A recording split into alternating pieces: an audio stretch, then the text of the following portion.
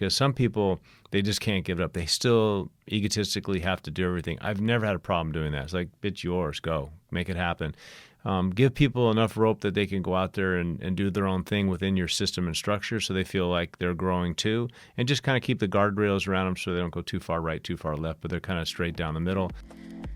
On today's episode of the ATFW podcast, we're digging back through the ATFW Vault and revisiting some of the best leadership advice we've gathered along the way. From mindset and resilience to motivation and navigating challenges, these are the kinds of takeaways that stick with you long after the conversation ends. Today, you'll hear from Mark Mastrov, chairman and founder of 24 Hour Fitness, Adam Sedlack, CEO of UFC Gym, and Maria Gonzalez, CEO of ClubFitness Greensboro, as they share lessons that have helped shape the way they lead, grow, and keep moving forward. Before we get to it, be sure to hit like and subscribe. We have new podcast episodes weekly featuring industry thought leaders and influencers. I'm your host, Chrissy Van, and this is ATFW.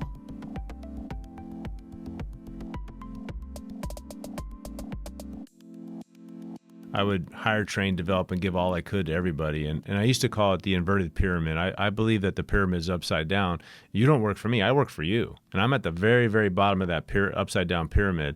And so I will give you all that I can. And I'm always there for you. If you need me, you call me. Whatever you need, I'm going to be there and have your back. And so that's what I would do for our team, and they would do the same for me. And we were fortunate to find amazing people along the way, and many have grown and moved on or stayed with us in our organizations and have excelled and done phenomenally well. And if you look at the industry, many leaders and a lot of the platforms today have come through our channel at formerly 24 Hour Fitness or at Crunch or at Fitness World up here in Canada. A lot of the different brands all over the world have been great people that we've trained and developed, put systems in place to enhance their ability to execute and then to foster their growth. And then there's been people that have been inside our organizations that have said, we want to go do our own thing. We want to be entrepreneurial. And we would say, like any good business person, hey, we support you. We'll actually fund you. We'll partner with you. We'll help you. And we've done that successfully many times over with great operators who have learned all that we can teach them and have gone off to, do amazing things on their own and sometimes, fortunately, with us. I think it's fascinating what you say there, like any good business owner would do, which I agree, that's a tremendous quality, but I don't think that's something that you find so commonly. And so I think that's really amazing that you have nurtured and fostered that talent, because it's never taking away from your own success. It's building it out even further, where you have this amazing sense of community. Tell me what some of your biggest learnings were from 22-year-old you getting those keys as a partner to the exit from 24 Hour Fitness in 2005. What were I'm sure that there were endless learnings, but the biggest. I could speak for hours on that. I took an early philosophy. I don't know where I heard it. I think it might have been my father, but it's like, look, every time you replace yourself with somebody, make sure they're better at it than you are. So if I was doing marketing and it was time to bring somebody in to do marketing, I'd hire somebody who was an expert at marketing and they were way better than I ever was and say, great, you're going to take this off my hands, whether it was accounting, finance, operations, sales. I always would try to find better people that could step in those positions. So that was a big learning of being able to give things up, because some people, they just can't give it up. They still egotistically have to do everything. I've never had a problem doing that. It's like, it's yours, go, make it happen. Give people enough rope that they can go out there and do their own thing within your system and structure so they feel like they're growing too, and just kind of keep the guardrails around them so they don't go too far right, too far left, but they're kind of straight down the middle, and help them kind of get to where they want to go. And then learn from your mistakes each time you come around. Like we used to keep notes, like if we signed a lease with a landlord and they later came back and said, hey, you owe us some money here, you didn't do this. Like, oh crap, we got to change that in the next lease, and get better and better at what you do. And then motivate yourself. So I think motivation is a really key component too. And so in the early days, I used to have this thing in my office, and it was called the doubt wall. And the doubt wall is for everybody who doubted our success or my success or the team's success. Love this. So let's say at one point we had this guy who was our chief financial officer, who I thought was loyal and hardworking and really loved the company, the brand. And one day he came in and said, I don't think you guys are going to make it. I don't really think the company is going to do well, and I'm out of here. Okay, no problem. So I wrote his name up on the doubt wall, and there's his name, and everybody would see it up there. And that guy doubted our success. And the day we came out and sold for $1.7 billion, the amount of stock he lost, the tens of millions of dollars he might have made, I was just smiling, saying, okay, there's another doubter. We used to go to banks and say, we'd like to borrow money. I think we were at I think we were at 25 clubs at the time. I think we were 40 million in revenue and 8 million of profit, no debt. We had not a single dollar debt. And we go to the bank and say, we'd like a 2 million line of credit. No, you're in the fitness industry. We're not giving you a nickel. So I'd write that bank's name on my doubt wall, and I would never work with that bank again. Never. Talk about them losing out on some they lost hefty out. interest. Yeah. So everybody, doubt wall, people that came in and said, no, I don't want to do a deal with you. I don't want to, landlord. So I had this massive doubt wall. People come to my office and, what's that? I go, it's my doubt wall. And they would just crack up. And that was a motivator. So sometimes motivation really can be something you take home with you every night and say, I'm going to prove everybody wrong. And I'm going to keep it internalized. I'm not going to speak about it, but I'm going to get after it. And I'm going to work my ass off until I get there. Having done so many of these interviews of people at the upper levels, I'm like, everyone's messed it up at some point. Everybody has tried something that didn't work. The difference is you keep on going. And so you've kept right on going until CEO is the title. But we know when it comes to leadership, there's a bunch of different styles. Mm-hmm. And leadership really is about elevating the people in the pyramids. So talk to me a little bit about your leadership style and what has influenced it in your life. So sports have influenced my style on doing everything. And, like going from an individual sport to a team sport, it's understanding that one person cannot do it all. I mean, one person cannot be, regardless of what title, regardless of what you do, regardless of anything, you cannot do anything by yourself. I have to say that I take a lot of responsibility on the things that are not good.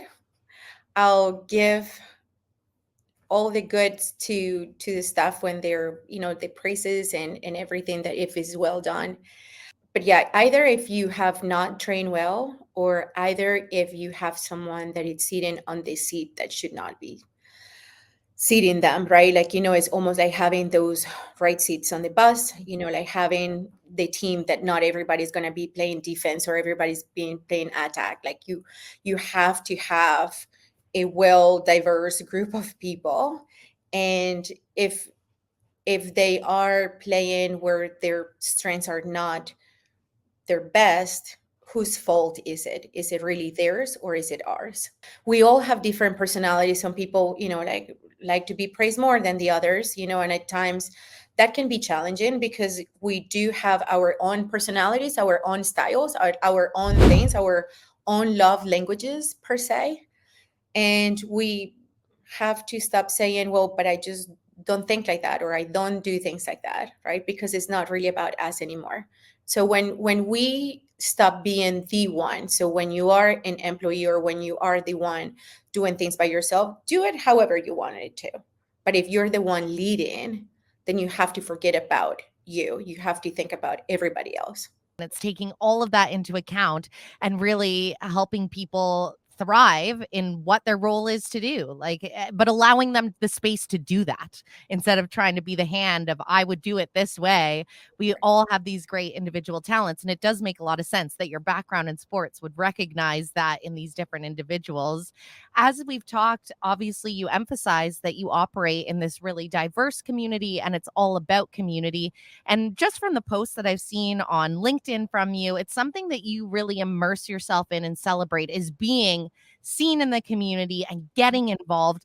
How has that helped business? And also, how has it helped your team, just knowing that you're a fabric of a part of where you operate? I am very involved in the community.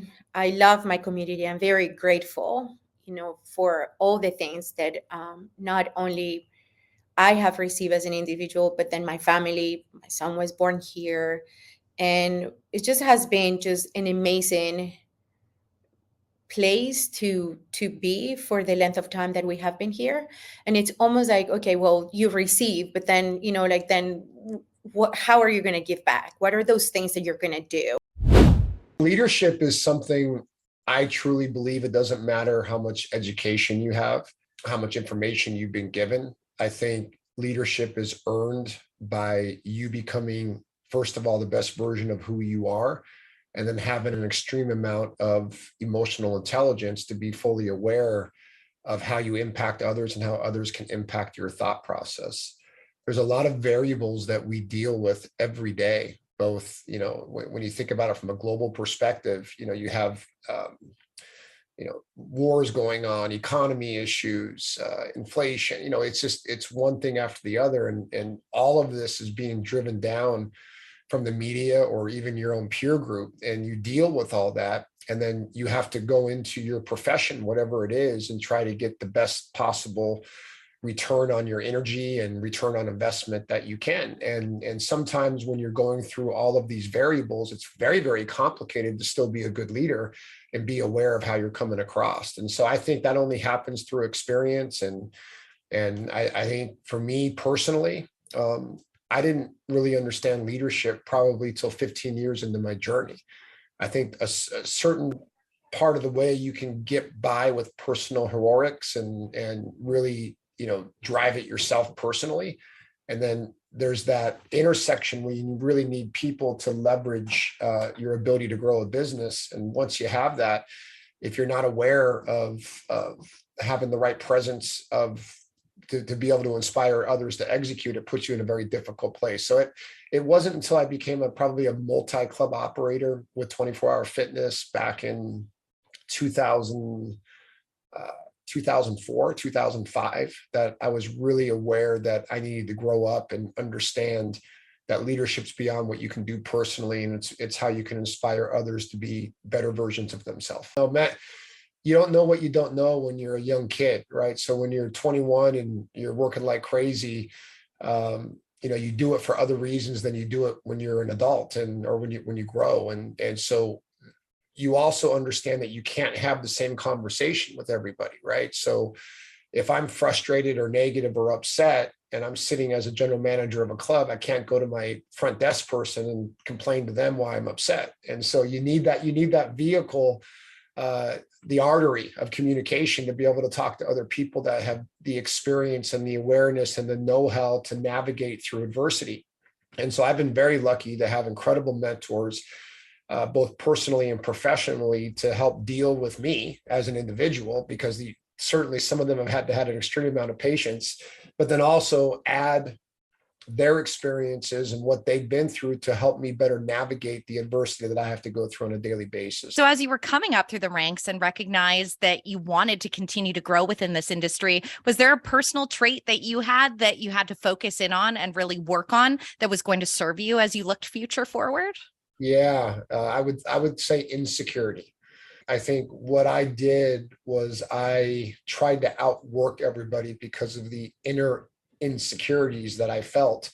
And I thought if I outworked them, then that would rationalize my lack of confidence. And so what I personally had to do was know my value and be aware that I did have the capability and skill set without necessarily losing work ethic and losing the desire and the passion that you have. And that's a hard thing to face. Insecurities are very hard to communicate to other people because we're all prideful. We all want to come across in the best possible light. And then once you communicate that, yeah, you do have weaknesses, you're automatically afraid that that's going to diminish your value. But what I later learned now in my current position is those that can communicate their opportunities are actually the best leaders that we have, because they're authentic, they're aware of their weaknesses, and they know how to hire to their weakness. Stay fit, stay informed, keep your fitness business in shape. This is the ATFW podcast by Chrissy Van. Find us on LinkedIn, like, share, and follow.